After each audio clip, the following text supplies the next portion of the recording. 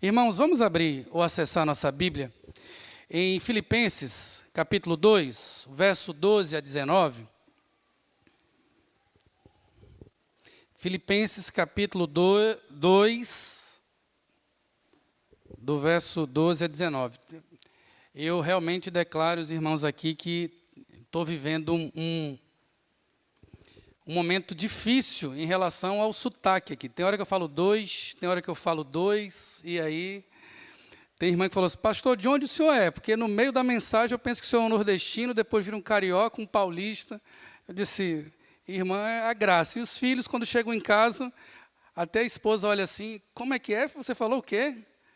E aí a gente não reconhece, mas percebemos o quanto Deus ele vai agindo e nos levando de um lugar para outro.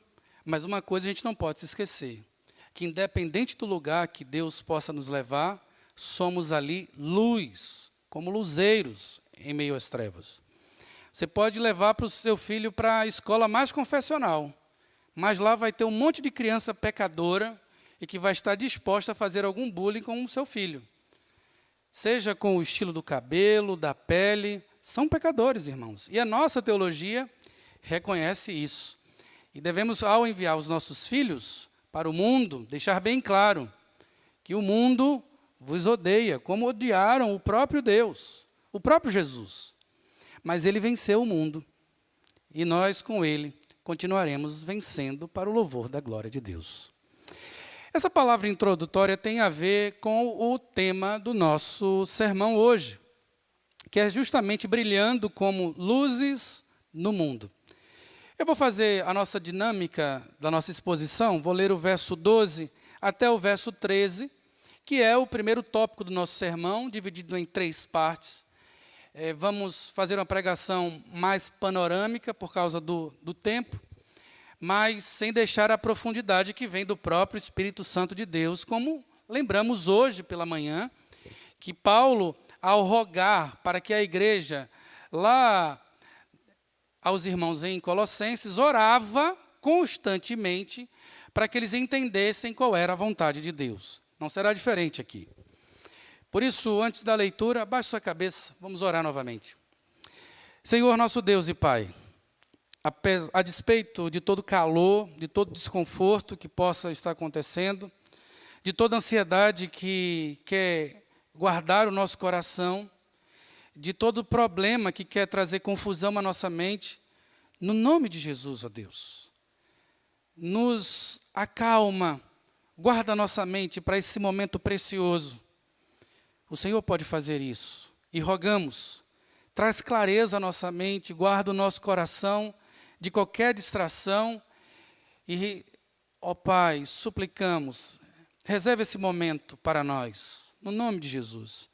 Não nos permita sair daqui da mesma maneira que entramos, mas que o Senhor possa consolar o coração do ferido, do aflito, do oprimido, que o Senhor possa encorajar e tirar todo o medo, libertar de toda a culpa, e que mais uma vez o Senhor seja glorificado para a honra, para a glória, por toda a eternidade.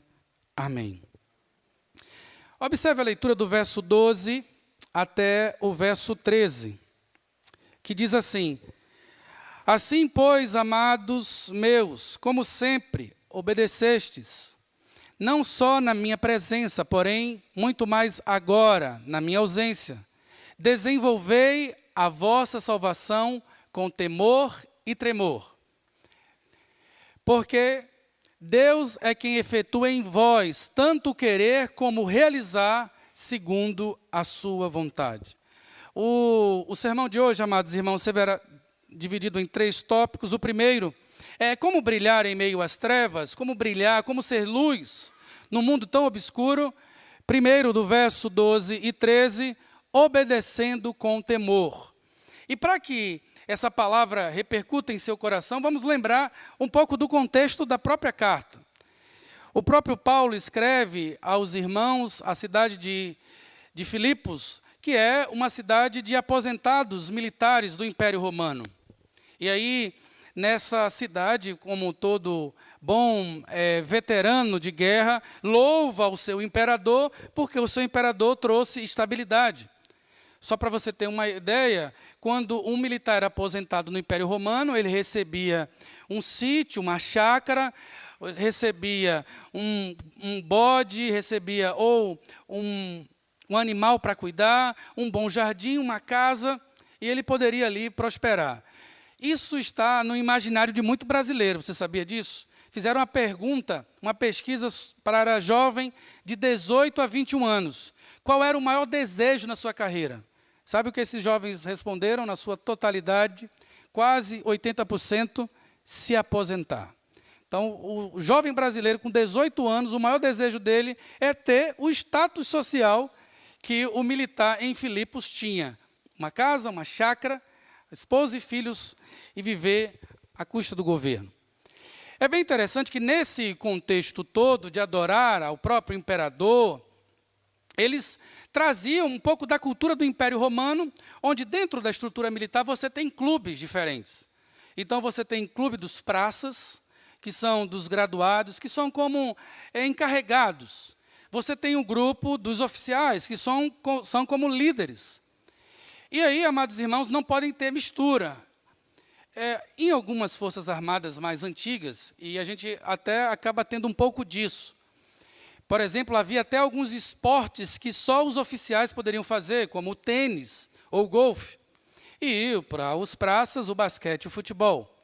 Então, era comum dentro da comunidade militar ter diferenças, e até de esportes e de clubes.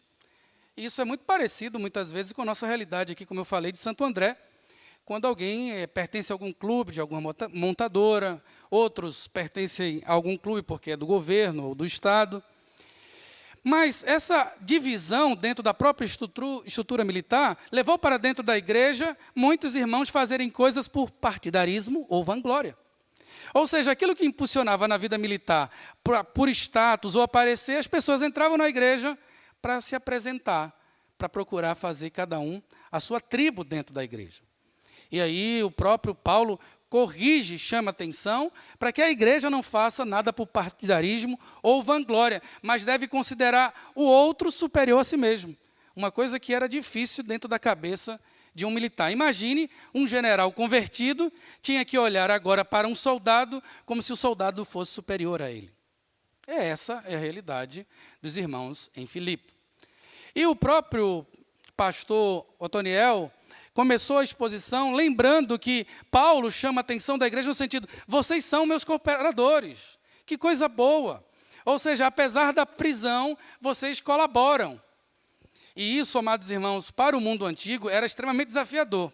É como se você pudesse dar um pix, um militar dando um pix para alguém que está preso. Está aqui, ó, um auxílio, R$100, R$200. Então, para a comunidade, um militar aposentado ajudar alguém que está preso era extremamente constrangedor.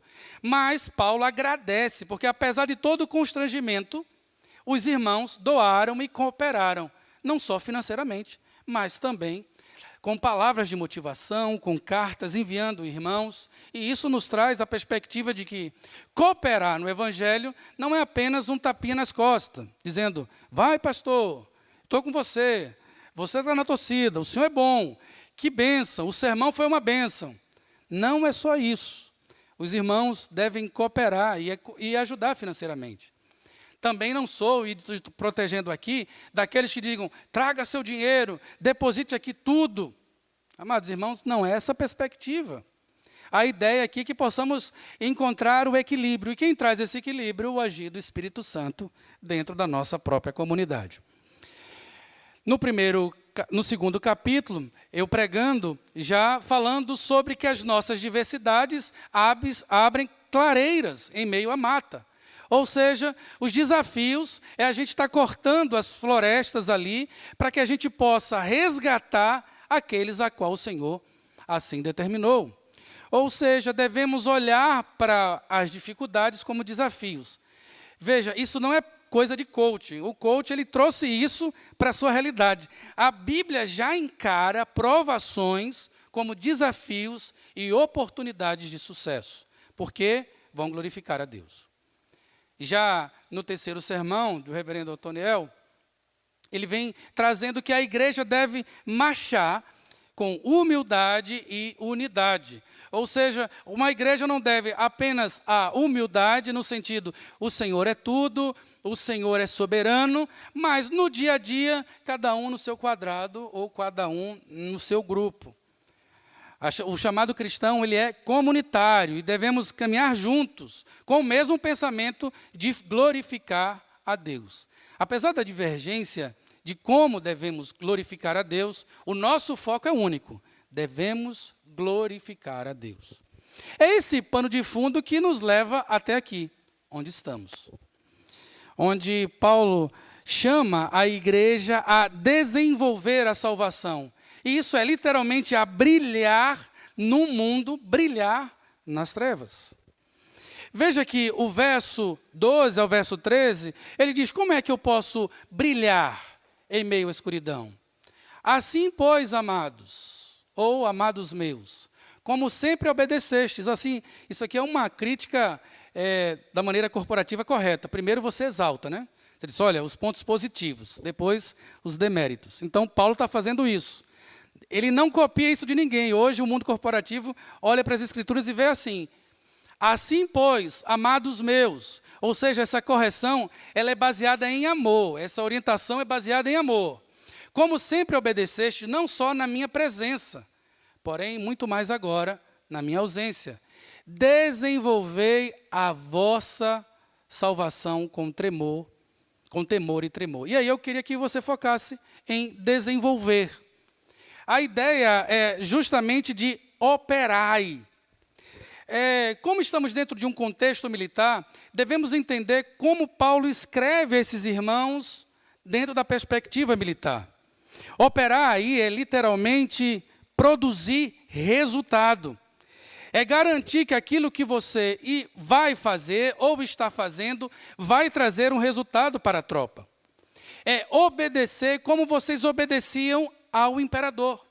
Esse tremor e temor não é medo, mas é profundo comprometimento com aquele a qual nos ordenou a ir.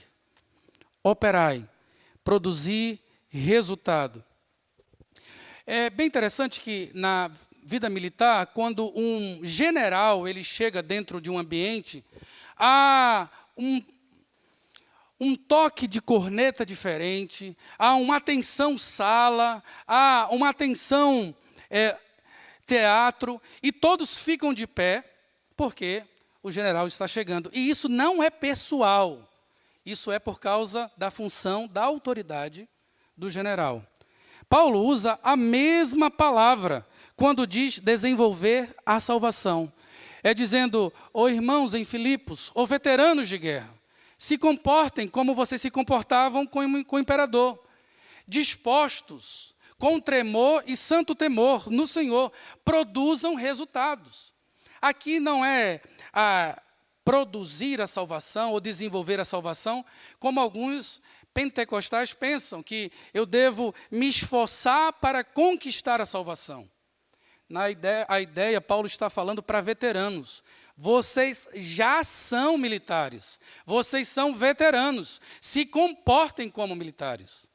E literalmente vocês já são filhos de Deus. Vocês já são amados. Vocês são preciosos. Se comportem como preciosos. Vão ao mundo com a cara erguida, né? Com o queixo a 45 graus, ao ponto de assim, olha, que mulher é essa? Tão diferente, chega altiva no trabalho, sempre para frente e para cima, diz, porque eu sei em quem tenho crido. Eu sei que esse trabalho quem me deu foi o Senhor. E apesar das lutas, Ele me fará vitorioso, porque bendito seja o Senhor. Dentro de um ambiente de trabalho, devemos levar toda essa carga, e aí trazer luz, e aí lembrar já do segundo pedaço do sermão, de murmurar. Porque se queremos ser luz em meio às trevas, além de ter um compromisso e procurar trazer resultados, não devemos passar por essa vida como murmuradores. Veja que é o verso 14 até o verso 15 nos traz essa clareza. Veja o que diz o verso 14. Fazei tudo sem murmuração, sem contendas, para que vos torneis irrepreensíveis e sinceros, filhos de Deus, inculpáveis no meio de uma geração pervertida e corrupta, na qual resplandeceis como luzeiros no mundo. A ideia de murmuração e contenda é daqueles... Isso contamina qualquer ambiente militar. E Paulo usa justamente a ideia de murmuração e contenda, é porque é muito comum, já que estamos em família, já que estamos como time de Deus, nós agora queremos ganhar. E aí eu olho para cada um de vocês, olha aí, ó, faca entre os dentes, hoje a gente vai evangelizar, hoje o louvor será perfeito, porque louvado seja o Senhor, eu vou estar participando dos eventos da SAF, eu quero me dedicar ao estudo da palavra de Deus, e todo mundo motivado aí, e quando não tem o resultado esperado por você, a primeira coisa aí, mas o louvor não está tão bem assim, eita, cadê o baterista? Eita, a liturgia ali do pastor, chamou o pessoal e tudo, nem sei, será que ele passou a liturgia? E aí o pessoal senta de um lado, eita, se perdeu de novo. Olha, orou, era uma oração de adoração, mas confessou o pecado. E a gente começa contaminando. Isso é tão destrutivo que Paulo usa a ideia de murmuração militar. Como se fosse um líder, um grande capitão chegasse, nós vamos invadir agora. E alguém chega e diz assim, não façam isso, não acreditem nele, ele é mentiroso. Todos vamos morrer. Isso é tão perturbador dentro do ambiente militar, do murmúrio, que só para que os irmãos tenham uma ideia, quando um soldado covarde ia na frente e começava a gritar, ai, vamos morrer, vamos morrer, vamos morrer, a primeira coisa que um líder fazia era tampar a boca desse soldado e tirar ele de campo. Você não vai trazer medo, confusão à tropa. Então preste muita atenção. Se queremos ser luzes, se queremos responder com resultado ao Senhor, devemos parar um pouco de murmurar e dizer, ó céus, ó vida, ó marido, ó esposa, mas não são como os filhos de fulana. Vai conviver com eles? Amados irmãos, esses garotinhos, eles podem ter o cabelo da sua preferência, ou o rostinho da sua preferência, mas são pecadores, do mesmo jeito. Paremos, amados irmãos, de nos lamentar. E isso muitas vezes é fruto de descontentamento. O próprio Paulo várias vezes diz assim, eu fico com receio que da mesma maneira que o diabo, ele enganou Eva, vocês sejam enganados. E sabe qual é o tipo de enganação que o próprio diabo nos leva a dizer assim, não é bem assim que Deus diz. Mas se você comer, você vai ter mais acesso, você será como Deus. Nós sempre caminhamos como igreja insatisfeitos muitas vezes. Não é o pastor que eu quero, não é o diácono que eu quero, não é a líder da SAF que eu quero, da UPH, não é o chefe que eu desejo, não é. Deus nos pede nessa noite que fechemos um pouco a nossa boca e vamos entregar resultado. Vamos parar um pouco de lamentar, vamos nos contentar no Senhor. E o próprio diabo, amados irmãos, até o Caleb, meu filho de 10 anos, falou assim, e como é que o diabo fala, pai? Todo pensamento contrário às Escrituras, de enganação, vem do diabo. Por isso, repreenda isso em nome de Jesus. Nós somos eleitos, porque a sua palavra diz isso. Nós somos amados, porque a sua palavra diz isso. Nós somos mais do que vencedores, porque a sua palavra diz isso. Nós somos acolhidos, e podemos chamar ele de paiinho, ou de paizinho, ou Abba Pai, porque a palavra de Deus nos diz isso. Essa é a nossa própria garantia. Por isso, amados irmãos, paremos de nos lamentar, porque está diante de nós uma carreira gloriosa diante de nós. Os soldados não têm tempo no meio da batalha para se lamentar. Se estamos na guerra e o nosso general é Cristo. Vale a pena cada gota de sangue. Vale a pena, vale a pena. E se não fizermos isso, estaremos numa situação neutra dentro do reino? De maneira alguma. O próprio Senhor nos diz que quem não era a favor de mim é contra mim. Quem não ajunta, espalha. Não existe, amados irmãos, como se tivesse o pau quebrando, é guerra para lá, é bomba para lá, e você diz, não, mas eu não sou nem do diabo, nem sou de Deus. Amados, se você não luta dentro da nossa equipe, você está lutando pelo diabo, e isso é muito sério. Quando estamos aqui na ceia do Senhor, que o próprio Senhor diz, quem come a minha carne e bebe meu sangue, esse tem comunhão comigo. Não é libertador? Não é transformador? Mas isso nos traz santo temor, porque muitos de nós não comem nem bebem. Isso significa que não tem comunhão com Ele. Da mesma forma que olhamos para aqui, quem come a minha carne e bebe o meu sangue, eu ressuscitarei no último dia. E quem come a minha... Ou seja, isso é glorioso? É. Mas também para muitos assustador. Porque quem não participa desta ceia, já morreu há muito tempo e não sabe. Por isso, amados irmãos, nos contentemos com a simplicidade do Evangelho. Com o pão, com o vinho. Com uma vida comum do lar, de uma mulher que ama o seu marido, cuida dos seus filhos, de um homem que sai e é desafiado, e quando chega em casa, os problemas ficaram da porta para fora. Ele entra agora, guiado por Deuteronômio capítulo 6, quando nos umbrais das portas eram escrito a lei do Senhor, a ideia é que quando o homem fechasse a porta, os seus problemas ficaram para trás, e agora novamente ele olhava para as Escrituras e conduzia a sua vida dentro do lar para o louvor da glória de Deus, orientado pela lei do Senhor. Paremos de nos murmurar, que os nossos filhos não nos vejam reclamando da igreja, que os nossos filhos nos vejam como homens e mulheres de Deus, que apesar dos desafios, o Senhor há, no momento certo de dizer, acalma a tempestade, acalma o mar, e seremos surpreendidos. Quem é esse? Que até o vento e o mar os obedecem. Quando entendemos isso, amados irmãos, que marchamos no Senhor, sem murmuração, reconhecendo e trazendo o resultado, o que nos resta agora? E Paulo justamente usa já do verso 16 em diante, dizendo assim, olha, já que vocês estão caminhando sem murmurar, verso 16, preservando a palavra da vida, para que no dia de Cristo eu me glorie de não... no dia de Cristo eu me glorie de que não corri em vão, nem me esforcei inutilmente. Entretanto, mesmo que seja eu oferecido por libação, sobre o sacrifício e serviço da vossa fé, alegro-me, e com todos vós me congratulo. Alegrai-vos. Paulo agora nos diz, e usa a expressão aqui, preservando a palavra da vida.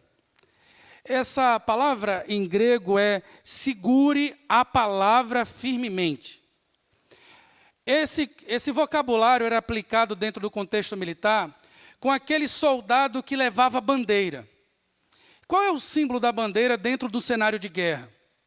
Imagine agora que havia um campo de prisioneiros. E aí o campo de prisioneiros, muitas vezes na Segunda Guerra Mundial, era bombardeado, porque era um ambiente alemão.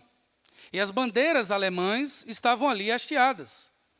E quando os militares da União passavam por lá, bombardeando, os próprios prisioneiros se rebelavam. E a primeira coisa que os prisioneiros procuravam, depois de se rebelar, era ir para o lugar mais alto e levantar uma bandeira americana, para dizer, foi conquistado, foi conquistado. Paulo nos chama, como veteranos de guerra, a novamente abraçar a bandeira de Cristo, que é a sua palavra, e erguer fortemente, dizendo, é o Senhor que reina aqui. Louvado seja o Senhor. Em meio às batalhas, Ele continua vitorioso. Para que os irmãos possam entender essa ideia de preservar a palavra da vida no dia de Cristo, muitos soldados, quando estavam avançando, por exemplo, na Guerra Civil Americana, e estava vendo seus colegas morrendo, não tinham a questão do rádio para saber o que estava acontecendo no fronte, mas quando eles erguiam a cabeça, que viam a bandeira da união tremulando, eles diziam: apesar da morte, estamos vencendo, continuemos, marchemos, pois a vitória é nossa. Amados irmãos, se soldados fizeram isso por territórios que perecem, se soldados fizeram isso por ideologias do passado, quanto mais de nós. Deus nos chama hoje a erguer a palavra de Cristo como bandeira, para que os nossos filhos, para que homens e mulheres em momento de aflição possam olhar para aqueles que estão erguendo. O Senhor é vitorioso, creiam, aguente firme, Ele está conosco. Como é importante estar em tempo como esse. Por isso, convido você que está em casa, e a todos vocês, participem da escola bíblica dominical. O quanto é importante, muitas vezes eu não posso falar de algumas coisas aqui, porque o vídeo está sendo gravado e exposto. Mas muitas vezes, num pequeno grupo, nós podemos olhar para a vida do outro. E quando eu estou triste, achando que não há mais solução, aí você olha para a vida de um presbítero que já passou por aquele problema, dizendo assim: olha, o Senhor, Ele é poderoso, Ele mudou a minha vida. Eu disse: meu Deus, se mudou a vida do presbítero, numa situação tão desafiadora, o que é a minha? Mas, na verdade, não é um presbítero se mostrando, na verdade, ele está erguendo a bandeira da palavra de Cristo. Ele continua vencendo. Aguente firme, meu garoto. Ele continua vencendo. Aguente firme, minha garota. Você percebe, amados irmãos, que em alguns momentos vamos chegar na igreja aflitos, tristes, com diagnósticos. Vamos chegar abatidos porque os filhos não vieram conosco. Vamos chegar desiludidos porque o nosso cônjuge ficou em casa. Mas ao encontrarmos a família de Deus, ao sermos relembrados da ceia do Senhor, ao serem impactados com a palavra de Deus, homens e mulheres estão levantando a bandeira da palavra de Cristo, dizendo: caminhe mais um pouco, marchemos, o nosso Deus é poderoso, o Senhor dos exércitos está conosco, o Deus de Jacó é o nosso refúgio. E diante dessa perspectiva, amados irmãos, apesar de cansados, mas não desesperados. E muitas vezes abatidos, mas não destruídos. Todos os dias somos entregues como ovelhas mudas ao matadouro. Mas em todas essas coisas somos mais do que vencedores. Aleluia.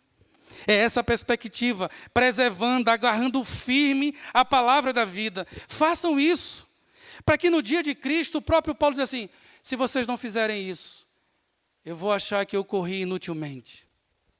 Ou seja, o foco da vida pastoral de Paulo, da vida missionária de Paulo, é que a igreja possa entender que ele tem um grande desafio, mas ele tem a palavra de Deus para guiar, libertar e salvar.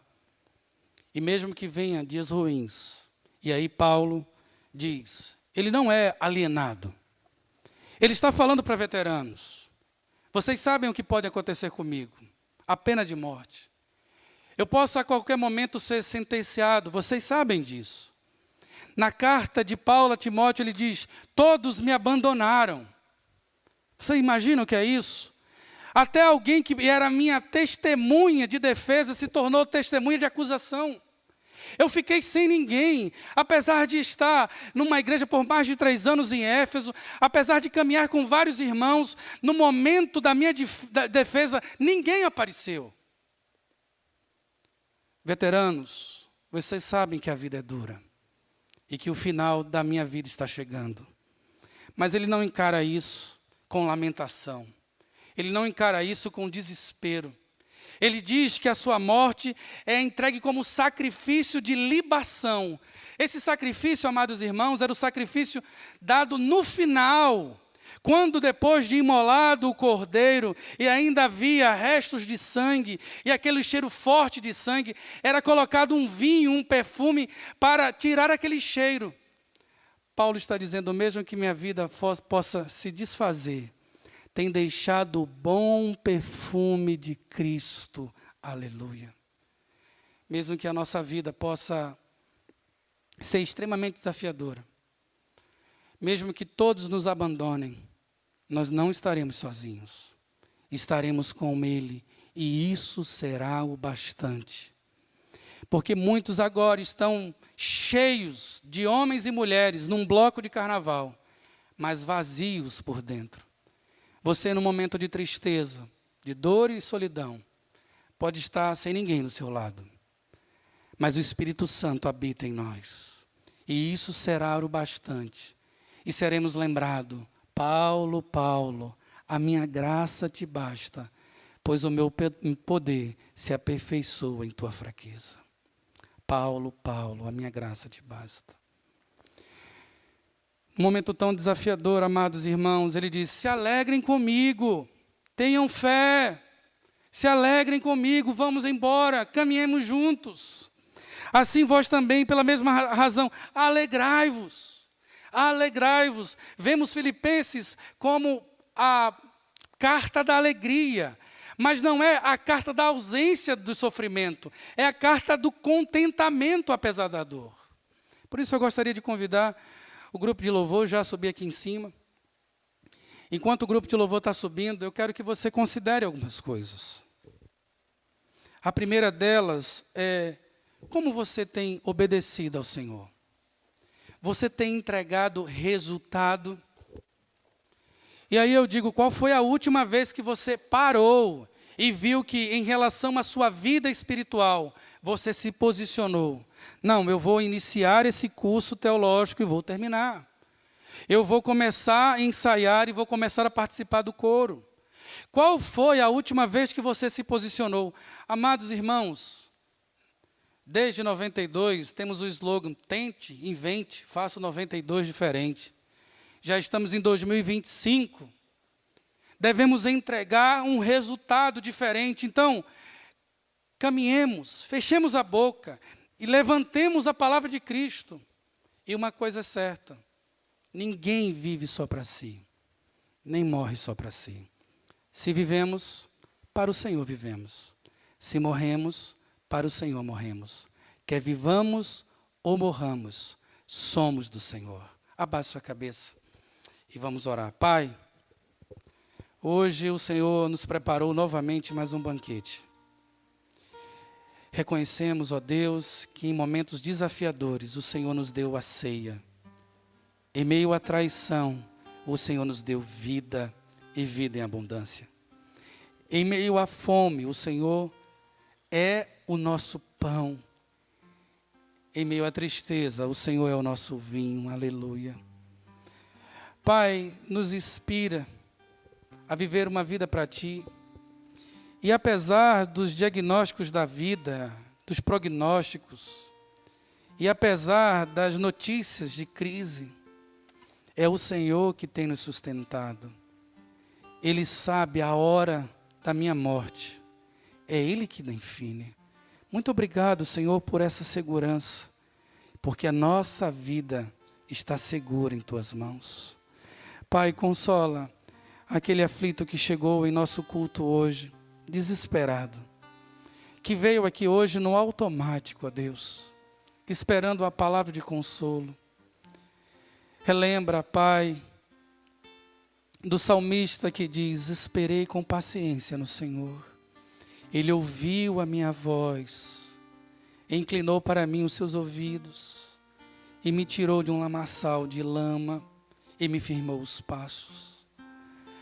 Pai, guia o homem de família, essa mulher que trabalha fora, diante de tanta agenda, que há momento para tudo debaixo do propósito de Deus. E há momento para reservar tempo contigo. Pai, no nome de Jesus, aquele que entrou aqui sem esperança, que o Senhor derrame graça e vida, para que possamos continuar marchando, apesar de nós, o Senhor fará maravilhas em nosso meio.